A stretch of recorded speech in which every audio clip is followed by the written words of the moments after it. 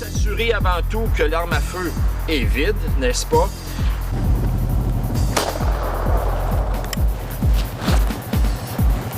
Oh oui, oui, oui! Oh oui! Check la palette de Navy Car! Oh oh oh! Hey, je l'ai vu arriver comme un requin! Non, chose que j'avais jamais dit, c'est que là, j'ai 8 heures. Mais moi, en 33 ans de chasse aux oiseaux migrateurs, on m'avait dit de faire attention de ne pas laisser la peau.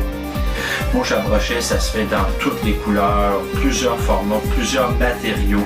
Là, j'ai tout simplement mon hameçon numéro 2, bobine de fil avec du fil, du gros fil, du câble bateau numéro 3. C'est pas vraiment important, là. Alors, une super chasse avec 5 beaux cols verts. Yes! Yes! Ah!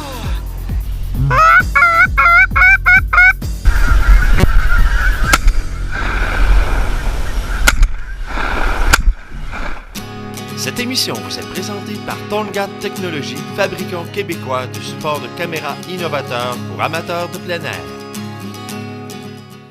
Bonjour, bienvenue à l'émission C'est le temps. Aujourd'hui, un invité d'honneur, Georges Vallée, mais pas pour parler de dindon ou de chasse. Non, parce que Georges, c'est un instructeur de chasse, etc.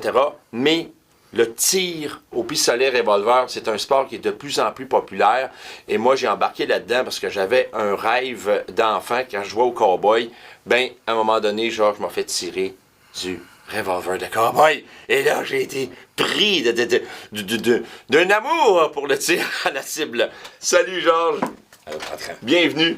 Georges, j'aimerais ça aujourd'hui que tu nous dises, à moi et aux téléspectateurs, comment on peut faire pour obtenir le droit de posséder des armes de poing. Puis après ça, comment ça fonctionne pour aller tirer et que tu nous entretiennes dans ce sujet-là avec tous les cours qu'il faut faire. Alors, la première chose, c'est quoi? Première des choses, il y a 3 cours à prendre pour pouvoir posséder des armes de poing, des armes à autorisation restreinte. OK. Okay? Oui. Le premier cours, c'est le cours canadien de sécurité sur les armes à feu. Oui. C'est les armes à longue, les armes sans restriction, qu'on appellerait des armes de chasse. OK, il faut faire ça absolument. Oui. Il faut absolument avoir les 3 cours pour pouvoir posséder des armes de poing. Parce que moi, je l'avais déjà, ça, chasseur. Ouais, mais ça. tu vois, là, je savais pas que fallait commencer par ça. Hey, moi, on t'a dit, j'apprends de quoi en partant. C'est bon. Il y a c'est bon. celui-là à faire. Oui, OK. On n'est pas obligé de les faire en ordre. On les passe les faire dans le désordre, mais il faut les 3, absolument les 3 cours. OK. Alors, le cours de chasse. Oui. Bon. Le cours de carabine. Carabine. OK. Arme longue. Oui, parce que le cours de chasse à la carabine, c'est complètement autre chose. Pour posséder des armes à feu, tu n'as pas de besoin. Tu en as besoin pour aller à la chasse. Acheter pour aller à la chasse. OK. Donc, pour posséder des armes à feu, il faut que tu aies le cours canadien de sécurité dans le maniement des armes à feu, qui est le cours d'armes longues. OK, d'accord. Après ça, tu as le cours de maniement sécuritaire des armes à autorisation restreinte. C'est le cours canadien de sécurité dans le maniement des armes à feu à autorisation restreinte. OK. OK? Oui. Celui-là est nécessaire. Oui. Et tu dois avoir ces 2-là pour avoir ton permis de possession et d'acquisition d'armes à feu. Mais pour les armes de poing. C'est ça, à autorisation restreinte. C'est ça, d'accord. C'est ça. Maintenant, pour acheter une arme de poing, il faut que tu sois membre d'un club de tir. D'accord. Pour être membre d'un club de tir, tu as besoin du cours de la loi 9. Ah, OK. Il t'exige d'avoir ce cours-là et ta preuve de l'avoir réussi. Parce que sans ça, tu ne peux pas acheter une carte de membre d'un club de tir. Fait que c'est ça. Alors, si tu peux pas penser avoir des armes de poing pour le fun chez vous, tirer en arrière de la maison quand tu restes en campagne, ça se fait pas, tu n'as pas le droit. Faut que tu sois membre d'un champ de tir. La seule raison de posséder des armes de poing acceptées par la Sûreté du Québec, c'est faire du tir à la cible dans un club de tir. D'accord. Pour acheter une carte de membre d'un club de tir, il faut avoir fait la loi 9. Puis là, mettons, ça ici, là, ça dure combien d'heures ou ce cours-là? C'est une journée, 2 jours? C'est une journée. On commence à 8 heures. Normalement, vers les 5 heures, c'est terminé. Il y a 2 examens. Théorique? Un est théorique et un pratique. Il y a un examen théorique, il y a 50 questions sur le cours qu'on a donné durant la journée. Oui. Et il y a un examen de 50 question, si on peut dire, mais de manipulation. OK, on va pas tirer, là. Non. Non. Mais c'est la manipulation Oui. des armes, la manière que la personne les prend, des Oui. pointes, mettre le doigt sur la détente, des choses comme ça. Oui, OK? oui. Il y a 2 examens pour celui-là. OK. Oui. Il y a 2 examens pour celui-là aussi. Puis celui-là, le CCS Mafar, c'est quoi? Mafar. Ça, c'est 2 jours. Non, une journée. Une journée, OK. Une journée complète. Puis il y a Ouais. combien d'examens, lui? 2 examens, lui aussi. Pardon. Alors, c'est théorique, puis manipulation des armes de poing. Manipulation de l'arme de poing. Mais dans aucun des deux, tu as du tir. Tu Non. ne tires pas avec les armes, ces deux-là. OK. Celui-là, tu tires. La loi 9. Oui. Celui-là, c'est le texte de la loi 9 qu'on explique en classe, ce que ça Oui. implique pour Oui. les gens. Oui. Puis après ça, ben là, vous devez tirer 20 cartouches sécuritairement Oui. devant l'instructeur dans la salle de tir. Donc, OK. il y a 2 examens, 2 examens, 2 examens. Oui. Fait que c'est pas facile d'acheter ça comme on achète un chèque de chips. Non. C'est vraiment non. encadré. Ouais. Et les personnes qui passent au travers de ces 3 cours-là ont appris Oui. une chose. Oui. Vraiment une chose très importante. Comme le nom le dit, c'est le cours canadien de sécurité, oui. avec les armes à feu. Oui. On voit des gens au début de la journée manipuler les armes comme si Oui. c'était des bâtons de golf. Oui, c'est ça. À la fin de la journée, ils sont conscients que c'est pas un bâton de golf, mais c'est une arme à feu. C'est ça. On ne pointe pas ça sur personne. Non. Au début de la journée, on les voit le faire. À la fin de la journée, il n'y a plus personne qui fait cette chose-là, parce qu'ils ont vraiment appris la sécurité avec les armes à feu. Oui. Puis, un cours, on a nos 3 cours. Ouais. Là, on fait affaire avec la fédération, hein? Ça nous prend de tir. Ça nous prend nos cartes. Avant de dire je m'en vais au magasin pour chercher une arme de poing, il faut avoir nos cartes, là. Oui. Ce cours-ci est distribué par la Fédération québécoise des chasseurs et pêcheurs. OK. Ces 2 autres cours-là et avec la Fédération québécoise de tir. C'est eux autres qui sont mandatés pour ces 2 cours-là. C'est ça. Alors, mettons, ils nous corrigent notre examen, tout ça. Oui. Puis après ça, là, on reçoit notre carte. Oui. Puis, Vous recevez une attestation comme Oui. quoi vous avez réussi vos cours. oui, OK? Celle-ci et celle-là, vous devez demander votre permis de possession d'acquisition d'armes à feu. oui. Tu l'as pas loin. Moi, c'est dans mon portefeuille qui est dans mon manteau. Je l'ai ici. Oui. Avec notre photo. Ouais. Oui. OK. C'est ça qui est un permis de possession et On d'acquisition va voir. d'armes à feu. Ouais, Ce qu'on appelle communément un PPA. Ouais. C'est pas un Ça, permis montrer de plus proche, port. c'est difficile de montrer C'est pas plus un proche. permis de port d'armes, c'est un permis de possession et d'acquisition d'armes à feu. OK. Possession, acquisition, n'avoir, n'acheter. Puis là, un coup qu'on a reçu ça, là, on peut aller au magasin. Oui. Mais quand on a eu notre arme, T'as sauté une étape. j'ai sauté une étape, Oui, hein? t'as sauté une étape. Tu vas au magasin. Oui. Mettons pour une arme de poing. Oui, Un c'est ça revolver qu'on ou un parle, là. pistolet. Oui. OK? Là, à ce moment-là, tu arrives au magasin, tu choisis ton arme. Oui. Tu payes pour ton arme. Mhm. OK? Mais tu ne pars pas avec ton arme. Non. Elle reste au magasin. Parce qu'il faut absolument changer l'enregistrement à quel nom est-ce qu'il est. Parce que l'enregistrement est au magasin. Oui. Maintenant, toi, tu demandes de l'enregistrer à ton nom. Oui. Ça peut aller jusqu'à 6 à 8 semaines pour avoir l'autorisation d'aller chercher. C'est ça. Ça prend un papier de la SQ. Oui. Permis de transport temporaire du magasin Oui. à chez toi. On a bien dit temporaire. Oui. Parce que ça en prend une autre pour partir de chez moi et aller au champ de tir. Le permis Et de transport annuel. uniquement là. Oui. C'est ça. On n'arrête pas au restaurant. Non, on part, puis on s'en va là, puis on part du chantier, puis on s'en revient ici. Oui, c'est ça. OK. Bon. Ça, pour obtenir tout ça, ça fait le tour. Tu sais, on a tout parlé, il ne manque rien. OK. Maintenant, Oui. si on peut aller, quand vous êtes au club de tir, en train de Oui. tirer, vous devez Oui. protéger 2 choses, Oui. vos yeux et vos oreilles. Oui.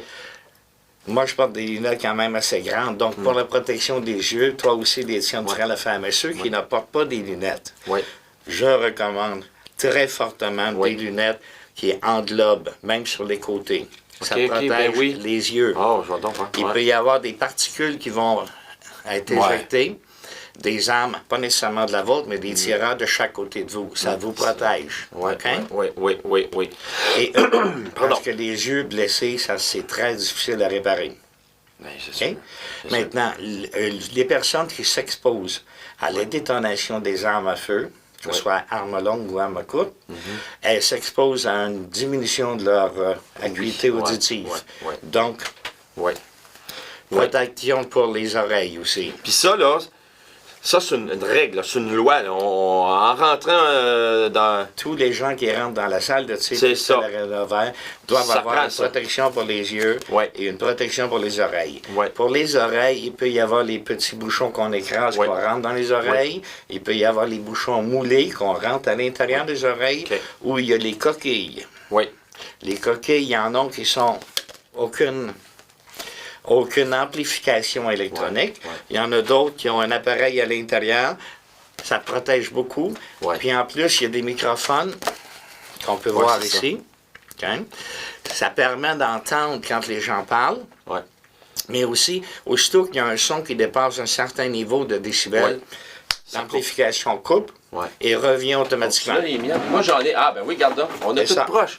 Moi, j'en ai pour la chasse. C'est ça. Avec 2 micros. Les siennes sont moins épaisses que les miennes, mais la protection est bonne. Mais c'est pour tirer à carabine. C'est ça, ouais. Puis c'est surprenant comment est-ce que... Ben moi, je suis un peu sourd de ce story-là. C'est surprenant comment est-ce que c'est puissant, les 2 micros. À la chasse, là, c'est bien fort. Mais l'avantage, c'est que ça coupe aussitôt que le son est trop fort. Puis ça revient automatiquement. Oui. Mais pour que les gens saisissent bien, tu sais, on parle de lunettes, tout ça...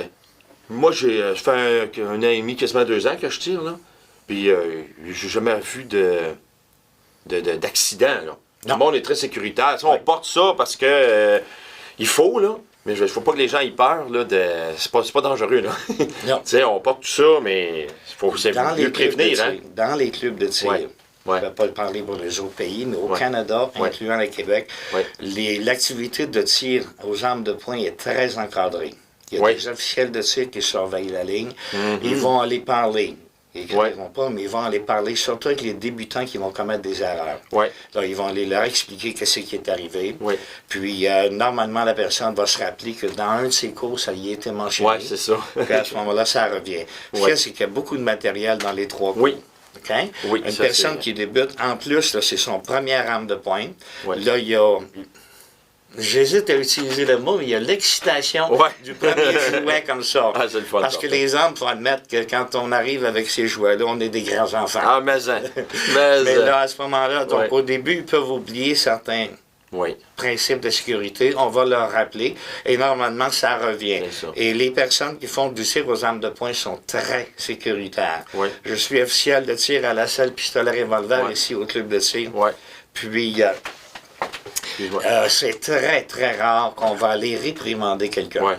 Là, c'est plus la manière qu'il va se placer les mains. Oui, mais c'est à ça que je pensais. Cette semaine, j'étais officiel, puis il y a quelqu'un qui avait son pistolet, puis il avait la main en dessous. Alors, le magasin, si jamais ça pétait, puis ça ouvre, ben là, on lui a dû mettre sa main comme ça. Parce que juste une petite différence, un revolver, il y a un barillet, comme un peu des cowboys, puis un pistolet, c'est comme, mettons, James Bond, c'est mathématique, là.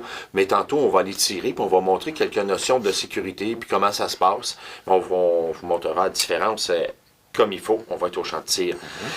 Bon, pardon. Alors, Georges, pour obtenir des armes à feu, je pense que ça, des armes de poing, je pense que c'est complet. C'est les 3 cours à prendre. Puis là, tu me fais couler la salive ici, là. Parce que toi, Georges, ça fait combien d'années? C'est que dans ton club de tir, il n'y a peut-être pas de compétition. OK, non. De tir.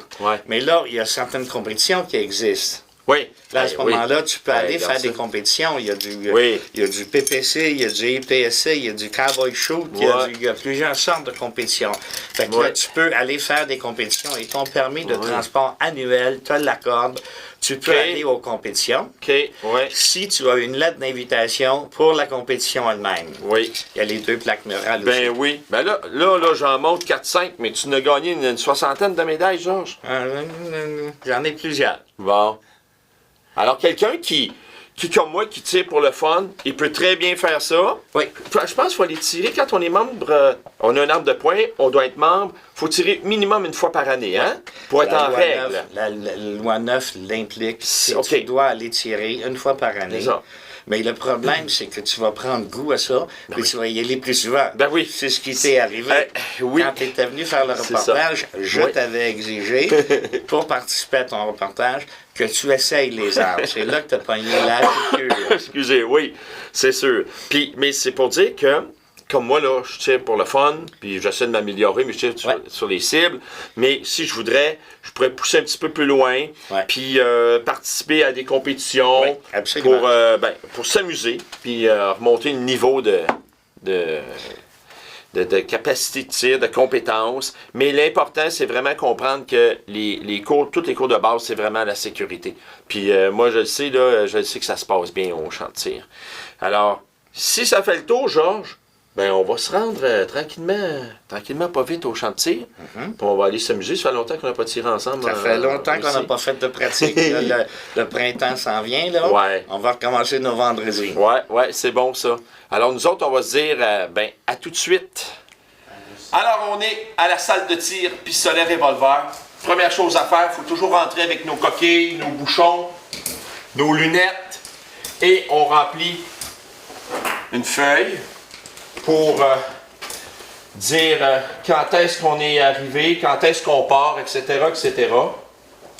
C'est le 27 février. Donc,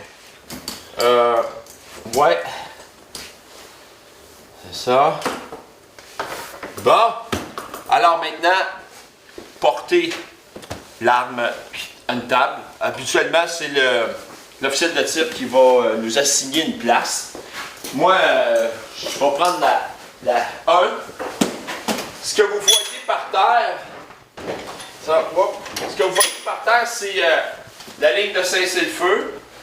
Puis ici, la balise doit être barrée. L'arme pointée vers la cible qui est là, qui n'est pas là. Puis la première chose à faire, toujours vérifier si c'est vraiment 100 balles. Hein? Puis après ça, on a une barrure de pontet qu'on enlève. Oui, qu'on enlève. Qu'on enlève. Attends un petit peu. Hey, oui. D'accord. Ah, voilà. Puis là, hop, on ouvre ça pour que ce soit bien visible qu'il n'y a pas le chargeur, il n'y a pas de balle à l'intérieur. On met ça là, on met ça là. Puis, il nous reste juste à apporter nos balles pour aller porter la cible. Bon, la 1, 7 verges, c'est fun, c'est écrit. Ouch. Bon. Allô? Ah oui, en parlant de cible, au champ de tir de l'Estrie, on n'a pas le droit d'avoir des visages, des monstres. C'est des cibles sans... c'est ça, sans visage. On a le droit à des formes, mais rien avec trop de détails. Donc, moi j'utilise ça. Alors quand l'officiel de tir va nous dire protection des yeux, des oreilles, je vais aller aux cibles, aux tables, mais là on va pas tirer. Donc, à tout de suite. Protection des yeux, des oreilles. La ligne de feu est ouverte. Vous pouvez charger et feu à volonté. C'est parti!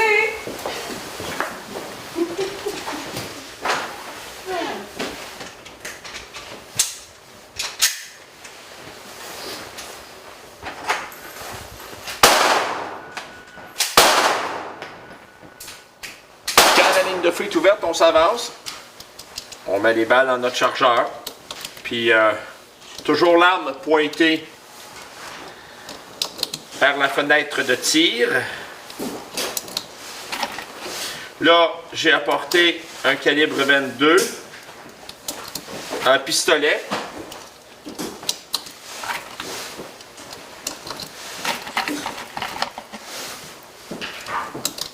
ça. Le doigt sur le châssis. Et voilà. J'ai déjà quelques coups de tiré, histoire de me pratiquer pour avoir l'air trop fou.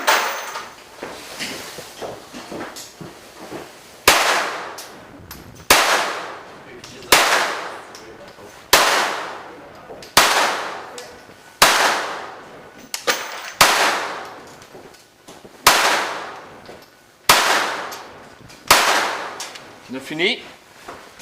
Toujours pointé là-bas. Comme ça pour la chaleur. L'arme à feu, c'est ouvert. Comme ça. Puis quand on va aller aux cibles, l'officiel de tir va dire la ligne de feu est fermée.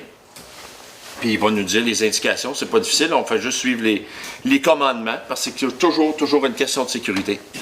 Alors, tantôt, je vais filmer Georges. Georges, t'as amené, toi, ton revolver. Calibre 22. Oui. Mais encore? OK. C'est un Smith & Wesson modèle 6-17 en calibre 22, 6 pouces de canon. C'est une arme très précise et de bonne qualité quand même. Lorsqu'on veut débuter à tirer, ce qu'on fait, c'est qu'on vérifie notre arme pour être certain qu'elle n'est pas obstruée. Ce que je vais faire. Après ça, je vais tirer. On va donc. OK? Montre-nous ça. On vérifie s'il n'y a pas de munitions à l'intérieur du barillet. Si le début du canon est bien libéré. Et après, on vérifie l'intérieur du canon s'il n'y a pas d'obstruction. Montre donc le barillet, s'il te plaît, encore. On l'a pas bien vu. Ah, d'accord. C'est bon. OK? OK. Ne jamais... Merci. Ne jamais avoir le doigt à l'intérieur du pontet à moins qu'on soit prêt à tirer.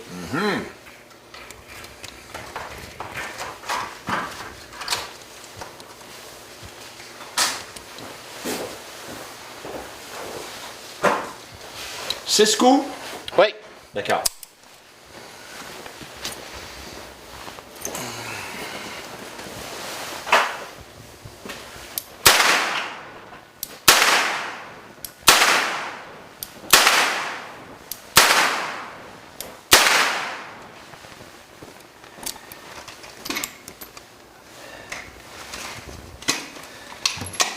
C'est bon, pas ça? plus sorcier que ça.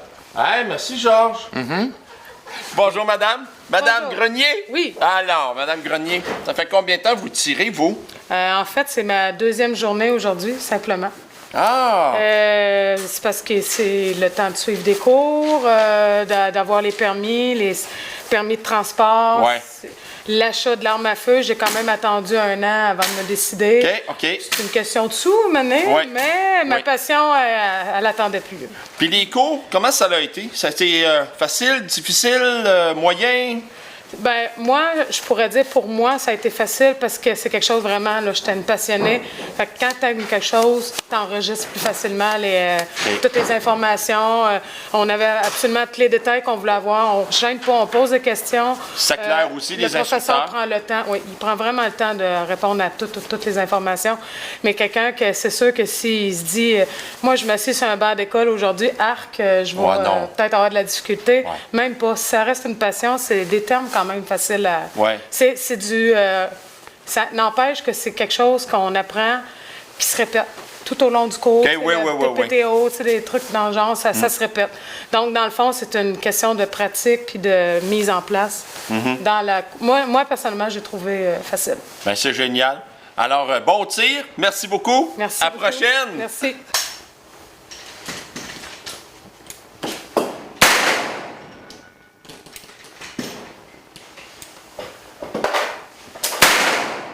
Ben, c'était le fun, Georges, hein? Oui. Ça fait longtemps que j'avais tiré. C'est très agréable. Puis on a fait ça, évidemment, très sécuritairement.